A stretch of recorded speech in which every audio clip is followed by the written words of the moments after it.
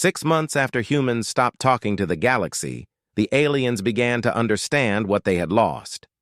The first real problem started on Xerion Prime, a mining colony in the Outer Rim where the Kree Collective had built their newest operation. The planet was rich in rare metals that the Kree needed for their ships and weapons, but it was also hostile and dangerous. Colony Administrator Clixathera stood in the control room, watching red warning lights flash across every screen. Her insect-like body was tense with worry, and her mandibles clicked rapidly, which meant she was close to panic. "Status report," she demanded. Her chief engineer, a younger Kree named Zixtal, looked up from his console. "The atmospheric processors are failing, Administrator. Temperature control is down to 40% efficiency. If we don't fix them soon, the air will become poisonous." Clixathera felt cold fear crawl up her spine. Without the processors, the colony would die in less than a week. "What do you need to fix them?" "Replacement quantum regulators and thermal control units. The human supply ship in orbit has them, but what? They won't help us install them. They'll sell us the parts, but they won't provide technical support or guidance." Above the planet, the human cargo ship New Horizon sat in orbit like a silent metal mountain. Captain Joe Martinez had the parts that could save the colony, and he had delivered them exactly as his contract required. But his orders were clear: delivery only, no technical assistance. Clixathera tried one more time to contact the human ship. "New Horizon, this is Colony Administrator Clixathera. We urgently need your technical expertise to install these components. Lives are at stake." Captain Martinez's voice came back calm and professional. "Administrator, we have fulfilled our delivery contract. The parts are ready for transport to your colony. Our manifest shows payment received in full. Is there anything else we can help you with today?" "Yes. We need your engineers to help us install these systems." "I'm sorry, Administrator, but technical support services are not included in our current contract. Thank you for choosing human shipping services. New Horizon out." The communication ended, leaving Clixathera staring at a silent screen. The humans would sell her the parts to save her colony, but they would not lift a finger to help her use them. Similar problems were happening across the galaxy. On the sordid homeworld of Reptilia, star charts were becoming dangerously unreliable. For decades, human survey ships had provided updated information about asteroid movements, solar flares, and other navigation hazards. Now that information stopped coming, Captain Sustalk of the Sordid Republic Navy found himself dealing with the consequences when his patrol fleet ran into an unexpected meteor shower that human surveys would have detected weeks ago. "Damage report," he hissed at his crew. "Hull breaches on 3 ships, sir. No casualties, but we'll need dock time for repairs." Captain Sustalk's yellow eyes burned with anger. The meteor shower had been predictable and avoidable if they had possessed current survey data. For years, humans had provided that data freely as part of cultural exchange programs. Now the humans were gone, and the Sordid fleet was flying blind through increasingly dangerous space. On the hegemony world of Nexus Prime, Supreme Chancellor Velthon called an emergency session of the Galactic Council. Only 8 of the 12 member species sent representatives, and those who came looked worried and tired.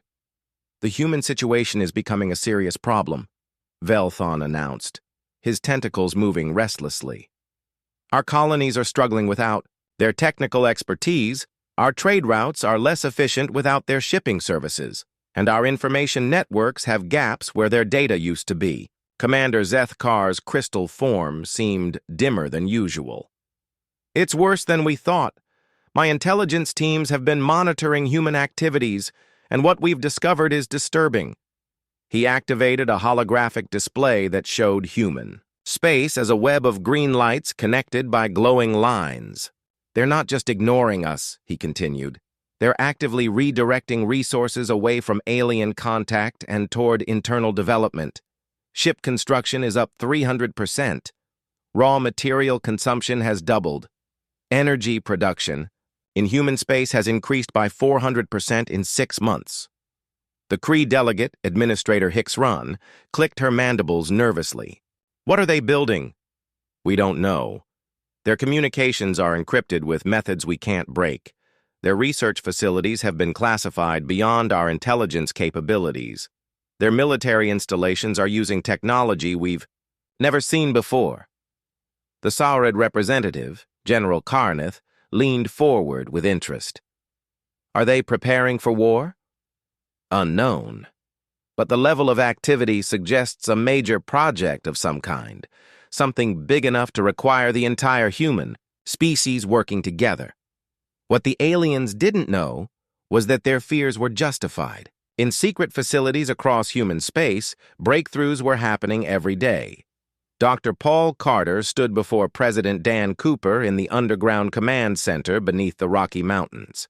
The room was filled with screens showing progress, reports from research facilities throughout human space. Mr. President, I'm pleased to report that the Marcus Drive has passed all tests. We're ready to begin installation on our first prototype ships. President Cooper studied the data on his screen. The new human drive system was not just better than alien technology, it was revolutionary.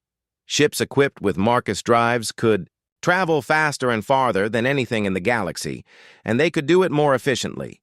How many ships can we upgrade in the first phase? 50 vessels, sir.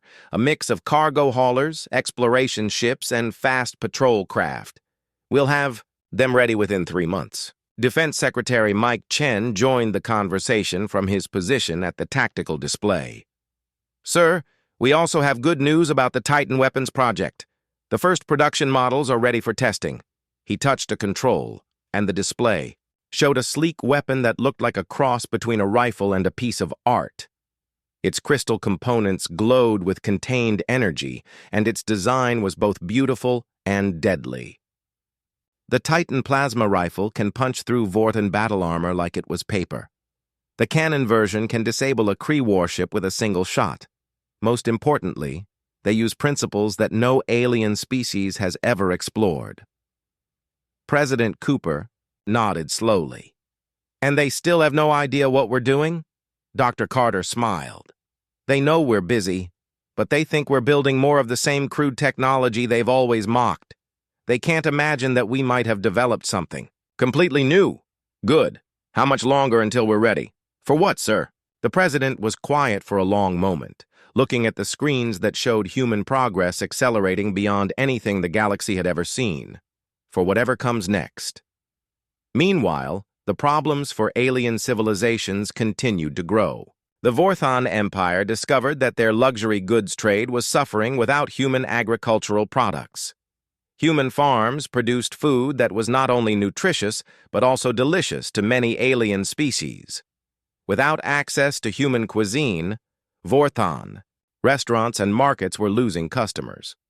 The hegemony found that their scientific research was slowing down without human participation in academic conferences and data-sharing programs. Humans had a unique way of looking at problems, and their absence was felt in dozens of research projects that had ground to a halt. Most seriously, all the alien civilizations were discovering that they had become dependent on human shipping services without realizing it. Human cargo ships were faster and more reliable than most alien vessels, and human crews were known for their willingness to take risks that other species avoided.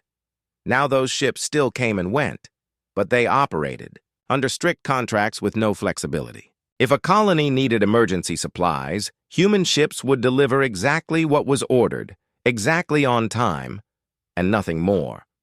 No extra help, no creative solutions, no friendly advice from experienced spacers. Commander Zethkar stood in his office, on the Vorthan homeworld, looking out at the crystal spires of his city. In the distance, he could see a human cargo ship landing at the commercial spaceport. It would unload its cargo, receive payment, and leave without its crew ever setting foot outside the ship. Sir, Lieutenant Mordahl entered the office carrying a data pad. What is it? Intelligence report from the Outer Rim, sir. The human research facility on Kepler 442 has gone completely dark. No communications in or out. No visitors allowed. Energy readings are off the scale. Zethkar turned from the window. What do you think they're doing there? Unknown, sir. But whatever it is, it requires massive amounts of power and resources. The Vorthon commander felt a chill of worry. Humans were supposed to be primitive and predictable. They were supposed to be easy to understand and control. But this level of secrecy and organization suggested something else entirely. Double the intelligence operations, he ordered. I want to know what they're planning. Yes, sir, but sir, what? Our agents report that human security has improved dramatically. Methods we've used successfully for years are no longer working. It's like they've upgraded their entire intelligence protection system overnight. Zethkar looked back out the window at the human ship, which was already preparing to leave. Soon it would jump to light speed and disappear, carrying its secrets with it. The great hall was huge and filled with strange sounds. Alien voices spoke in languages that hurt human ears.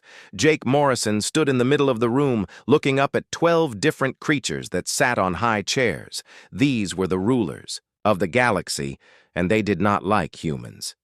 Jake wore his best uniform, the dark blue one with gold stripes that meant he spoke for all of Earth. Behind him stood Captain Lisa Barnes, a soldier with hard eyes and quick hands. Next to her was Dr. Paul Carter, a smart man who wrote down everything he saw and heard. This was the third time humans had asked to join the Galactic Council. The first time was 20 years ago. The second time was 10 years ago. Each time the aliens said no. Each time they laughed. Commander Zethkar leaned forward in his chair.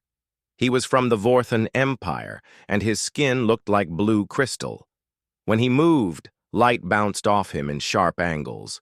His voice was cold and cutting. Humans, he said, and the word sounded like an insult. You keep coming back. You never give up.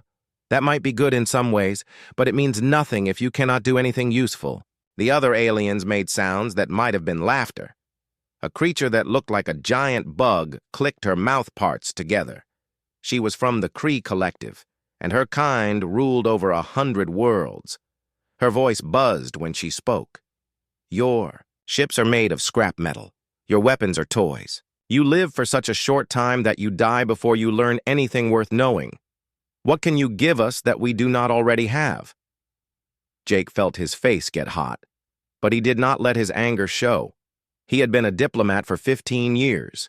He knew how to stay calm when others tried to make him mad. Behind him, Captain Barnes did not move, but her hand was ready to grab her gun if needed. Dr. Carter kept writing on his tablet like nothing was wrong. We can give you something you have forgotten, Jake said.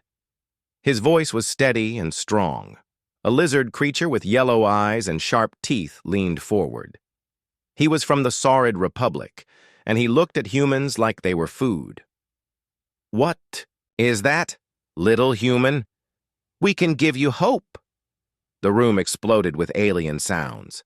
Some laughed, some hissed, some made clicking noises. The sound was loud and mean, and made it clear what they thought of human hope. Supreme Chancellor Velthon raised one of his long arms. He was the leader of the hegemony, and his body looked like an octopus that had learned to stand up.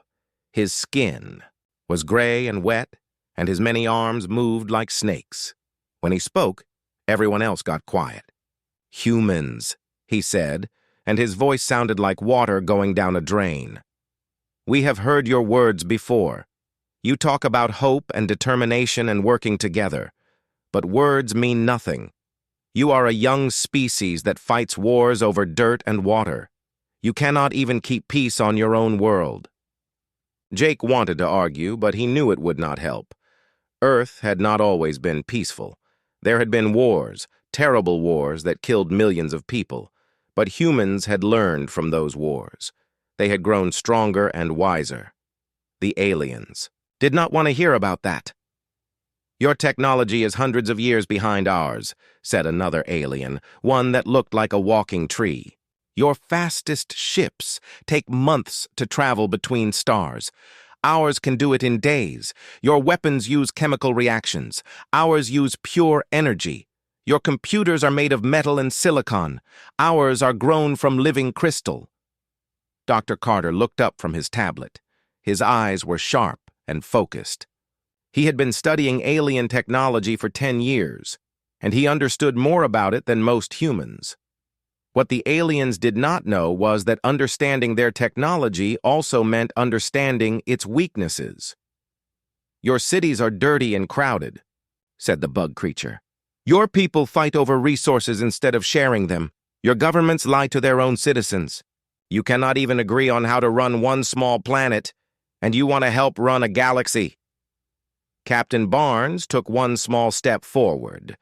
Her movement was so slight that most people would not notice it, but Jake saw it. Lisa Barnes had fought in 3 wars and survived battles that would have killed weaker people. She was not afraid of these aliens, no matter how advanced they claimed to be. "Furthermore," said Commander Zethkar, "your military is a joke. Your largest warships would be destroyed by our patrol boats. Your ground forces use projectile weapons that were outdated 1,000 years ago. Your defenses could not stop even a minor raid by space pirates." The crystal alien stood up, and his body caught the light from the ceiling. He was tall and thin, and looked down at the humans like they were insects. "Do you know how many species have asked to join this council? Thousands. Do you know how many we have accepted? 12. Each of these species had to prove they could contribute something valuable. Each had to show they were civilized and peaceful and advanced." He pointed one long finger at Jake. "You have shown us nothing but primitive aggression and stubborn pride. You wage war on your own kind. You poison your own air and water. You fight over imaginary lines drawn on maps. Why should we trust you with the responsibility of galactic civilization?" Jake felt the weight of every word. These aliens were not completely wrong. Humans did fight wars.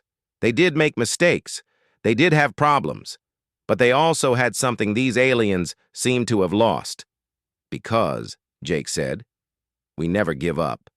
More laughter filled the hall. This time it was even louder and more cruel than before. Supreme Chancellor Velthon raised his arms again for silence. When the room was quiet, he spoke in a voice that sounded final and absolute. "Humans, your application to join the Galactic Council is denied. This is the 3rd time we have rejected your request, and we suspect it will not be the last, perhaps in a few hundred years. When you have learned to control your violent instincts and developed technology worthy of our attention, we might consider your request again." He paused, and his wet gray skin seemed to glisten under the lights. "Until then, you are welcome to continue your trade relationships with member species. You may maintain your colonies in unclaimed space. You may even send observers to our public sessions. But you will not have a voice in galactic affairs, and you will not be considered equals to the members of this council." The Chancellor's voice became even colder. "This session is now ended. Guards will escort you to your ship." As the aliens began to leave their chairs, many of them looked at the 3 humans with expressions that mixed amusement with contempt. Some made comments to each other in their own languages, and though Jake could not understand the words, their meaning was clear. Jake looked at his 2 companions. Captain Barnes met his eyes and gave a small nod. Her face was hard as stone, but he could see the anger burning behind her eyes. Dr. Carter closed his tablet with a soft click and looked up. "Well," Jake said quietly, "we tried the polite way." "Time for Plan B, then," Captain Barnes replied. Dr. Carter adjusted his glasses and smiled, but it was not a nice smile. "I recorded everything they said, every insult, every dismissal, every detail about their technology that they revealed while they were showing off." He looked at the alien delegates who were still filing out of the hall. Some of them were still laughing about the stupid humans who thought they deserved respect. "They have no idea what they just did," Dr. Carter said. "They think we're going to go home and cry about being rejected. They think we're going to keep begging for their approval." Jake Morrison straightened his uniform and walked toward the exit. His back was straight and his head was high. He did not look like a man who had been defeated. "Let them think that," he said. "Let them think we're weak and desperate and pathetic. They'll learn the truth soon enough." As they walked out of the great hall, none of the three humans looked back. They had more important things to do than watch aliens celebrate their own arrogance. The galaxy was about to learn that humans did not beg for respect. They earned it. For the first time since the Council had rejected humanity's membership, the crisis came from deep space, spreading faster than any fleet could travel. They called it the Zephyrian Plague, and it killed everything it touched. Dr. Sarah. Kim received the emergency briefing in her office on Luna Base. The room was white and clean, with no windows to distract from the serious work happening inside. Commander Amy Walsh appeared on the communication screen, her face grave with bad news. "Ma'am, we're getting reports from 17 star systems. The plague is spreading faster than anyone expected. It jumps between species like nothing we've ever seen." Dr. Kim studied the data flowing across her screens. Red dots showed infected worlds, and the pattern was growing larger every hour. Each dot represented billions of lives at risk. What are the symptoms? Starts with fever and confusion. Then the victim's immune system begins attacking healthy tissue. Death occurs within 72 hours for most species. The mortality rate is above 90%. Dr. Kim felt cold fear settle in her stomach. A plague that could kill 9 out of every 10 infected beings was beyond dangerous. It was a threat to all life in the galaxy. What do the aliens want from us? Everything, ma'am. Full medical cooperation, access to all our research data, human medical teams to work with their scientists. They're desperate. Dr. Kim looked out through the observation port at Earth hanging in space. The blue and white planet looked peaceful and safe, but she knew that safety was temporary. If the plague continued to spread, it would eventually reach human space. What are our orders? President Cooper has authorized Protocol 7, ma'am. Protocol 7 was simple and brutal. Humanity would provide basic medical supplies through automated systems, but no human doctors or scientists would. Work directly with alien governments. Medical equipment could be purchased at standard prices, but no human researchers would share their methods or collaborate on finding a cure. The response from the Galactic Council was immediate and desperate. Supreme Chancellor Velthon's message arrived within hours. His tentacles writhed with emotion as he spoke, and his usually calm voice cracked with strain. The Galactic Council formally requests immediate and complete medical assistance from humanity. This plague threatens all sentient life in the galaxy, including your own species. We are prepared to offer significant concessions in return for your help. Ambassador Jake Morrison sat in a secure facility on Mars, looking at the alien leaders, desperate face on his screen. For months, humans had been silent. Now the galaxy was begging them to speak. His response was calm and measured, delivered from behind a desk in a room with no decorations or personal items. The Galactic Council's request has been received and reviewed. Humanity acknowledges the serious nature of this crisis. Medical supplies are available for purchase through standard commercial channels. Automated medical assistance drones can be provided at cost. No further assistance is available at this time. The reply came back within minutes, and this time, it was not diplomatic. Commander Zethkar appeared on screen, his crystal features flushed with anger and desperation. Behind him, Jake could see other alien officials arguing and gesturing frantically. "You cannot be serious!" the Vorthan commander shouted. "Billions of lives are at stake. This is not the time for petty revenge over a council membership." Jake. Morrison's expression did not change. His voice remained level and professional. "Humanity takes no joy in the suffering of any sentient beings, Commander. However, the Galactic Council made it very clear that our primitive science and crude methods were not worthy of your consideration. We would not want to interfere with your clearly superior medical research with our inadequate contributions." Zethkar's color deepened to a dark blue that meant extreme anger in Vorthon culture. "This is about the Council rejection, isn't it? You're letting people die because your feelings were hurt. No, Commander Zethkar. We are following the Council's own assessment of our capabilities. You and your colleagues deemed us unworthy of membership, which clearly indicates that our science is inferior to yours. It would be presumptuous of us to assume that our primitive methods could succeed where your advanced civilizations are failing. The communication ended with Zethkar's furious face frozen on the screen. Jake Morrison sat back in his chair and allowed himself a small, cold smile. But while the diplomats exchanged harsh words, human scientists were working in secret. Deep beneath the Sahara Desert, Dr. Linda Ross led a team of Earth's top medical researchers in a facility that did not officially exist. The lab was huge and filled with the most advanced equipment humanity had ever built. Doctors and scientists from across human space worked together, sharing data and theories in ways that would have impressed even the aliens who had dismissed human cooperation. "Status report," Dr. Ross called out as she entered the main laboratory. "Doctor." Carl Murphy looked up from his microscope. His face was tired from weeks of constant work, but his eyes were bright with excitement. "We've identified the key mechanism, Linda. The plague adapts to each species' immune system, but there's one protein sequence it needs to replicate. It's the same across all infected species we've studied." Dr. Ross felt hope surge through her exhaustion. "Can we target that protein?" "Already done." "The treatment is ready for testing, and computer simulations suggest it will work across multiple species. Not just humans, but Vorthans, Kree, Saurids, all of them." Dr. Ross looked at the small vial sitting in its containment unit. It looked like nothing special, just a clear liquid in a glass tube. But that liquid could save billions of lives across the galaxy.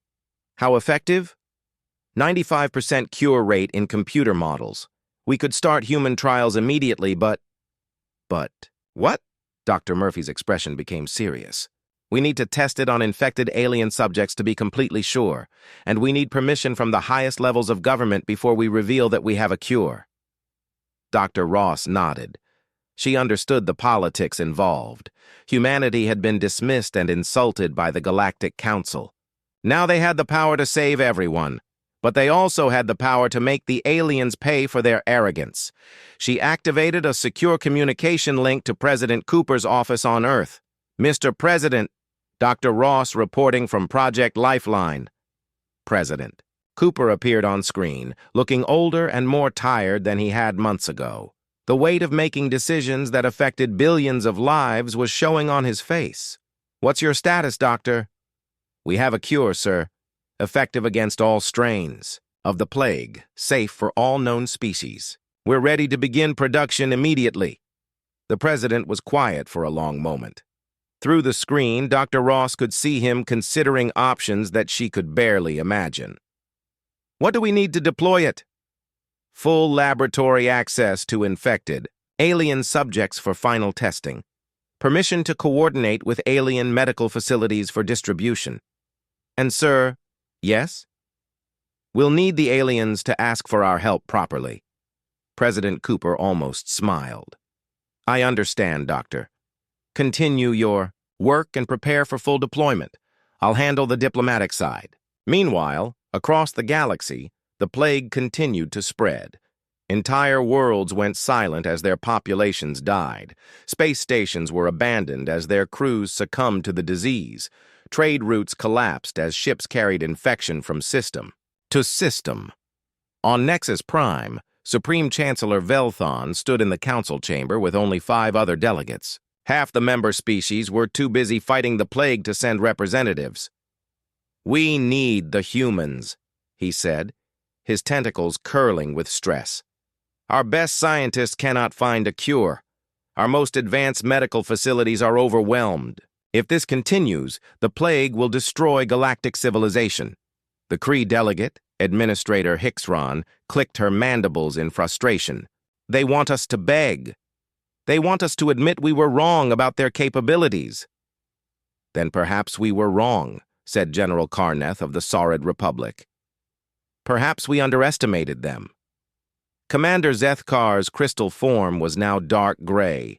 a color that meant shame in Vorthon culture. Our pride may have doomed us all.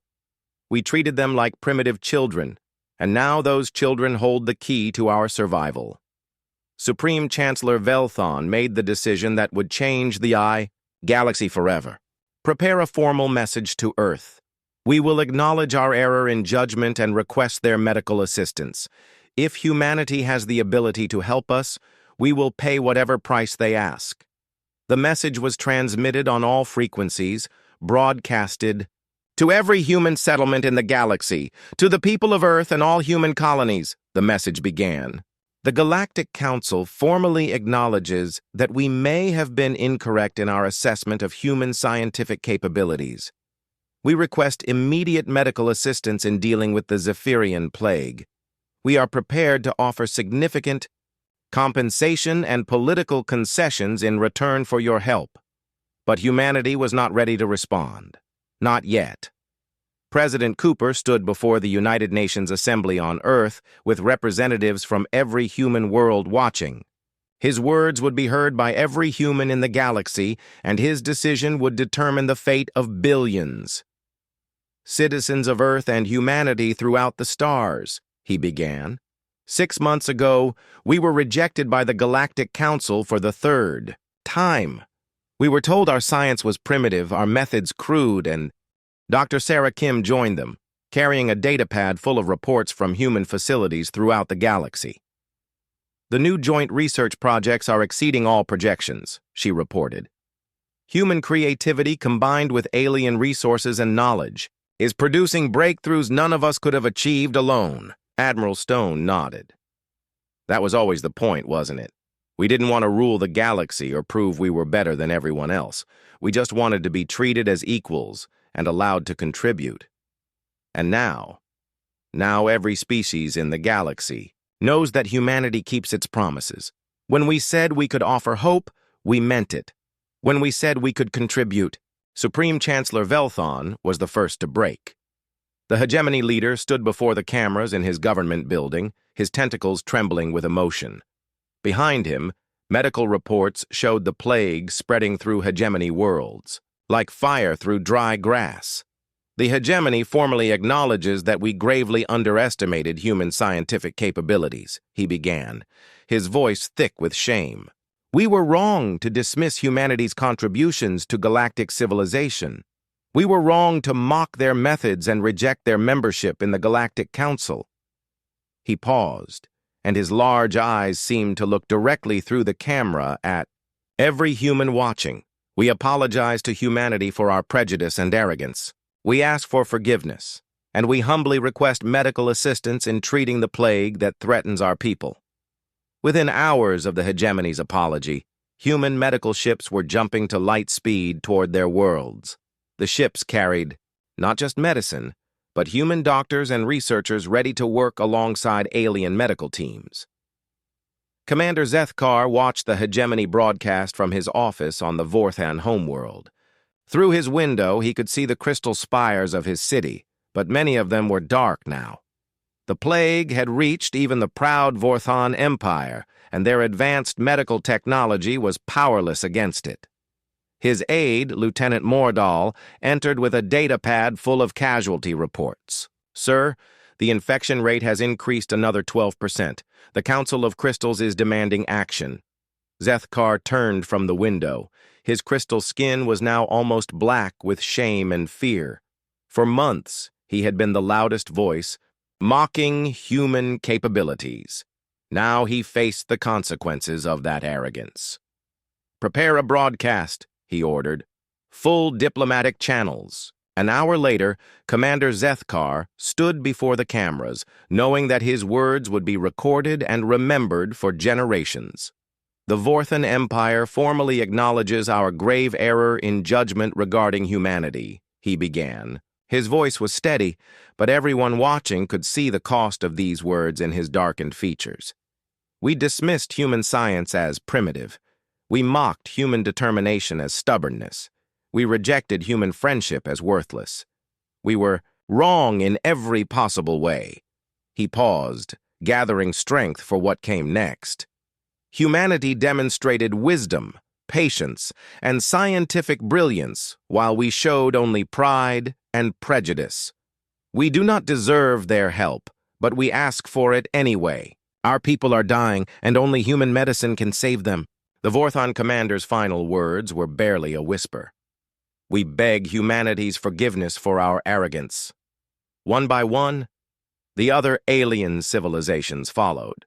The Kree Collective's apology was delivered by Administrator Hixron, her mandibles clicking with emotion as she admitted that human cooperation and innovation surpassed anything her species had achieved. The Saurid Republic's General Karneth acknowledged that human courage and determination were not primitive traits, but signs of a superior civilization. Each apology was broadcast across the galaxy, and each was followed by immediate human medical assistance. Dr. Linda Ross coordinated the cure distribution from a command center on Luna Base. The facility was now the medical headquarters for the largest rescue operation in galactic history. Screens showed human ships jumping to light speed, carrying medicine and medical teams to dozens of worlds. "Status report," she called out to her staff. Dr. Carl Murphy looked up from his station. "Deployment is ahead of schedule. The cure is proving even more effective than our models predicted. We're seeing cure rates above 98% across all species. Any problems?" "The opposite, actually. Alien medical teams are amazed by our techniques. They're asking to set up permanent exchange programs to learn from us." Dr. Ross smiled. After months of being dismissed as primitive, human medical science was now being praised as revolutionary. President Cooper watched the progress reports from his office in Washington. Defense Secretary Mike Chen sat across from him, reviewing the political implications of humanity's sudden rise to prominence. "Sir, we're receiving formal requests from every major alien civilization. They want to establish new trade agreements, scientific partnerships, cultural exchange programs. Some are even offering territorial concessions." President Cooper nodded. "What about council membership?" "More than that, sir. They're offering humanity a permanent seat on the Council's governing board. Supreme Chancellor Velthon has formally proposed that humans be given equal status with the founding species." The president was quiet for a moment, considering the magnitude of the change. 6 months ago, humanity had been rejected and mocked. Now they were being offered leadership positions in galactic government. "What's our response?" Secretary Chen smiled. "Ambassador Morrison is handling the negotiations. I think you'll be pleased with his approach." Ambassador Jake Morrison stood once again in the Galactic Council chamber, but everything was different now. The alien delegates no longer sat in elevated chairs looking down at humans. Instead, they sat at a round table where everyone was equal. "The United Colonies of Humanity formally accept membership in the Galactic Council," Jake announced. "Not as supplicants seeking approval, but as equals bringing our unique strengths to this alliance." Supreme Chancellor Velthon nodded gravely.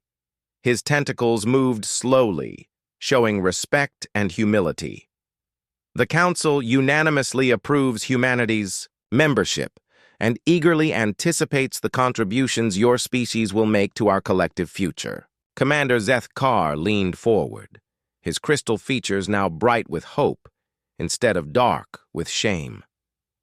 "Ambassador Morrison, the Vorthan Empire would be honored to establish full diplomatic and scientific partnerships with humanity. We have much to learn from your people." Jake Morrison looked around the table at faces that had once shown nothing but contempt. Now they showed respect, admiration, and something even more valuable: the recognition that they needed what humanity had to offer. "Humanity accepts these partnerships," he replied. "We look forward to working together as equals for the benefit of all galactic civilization."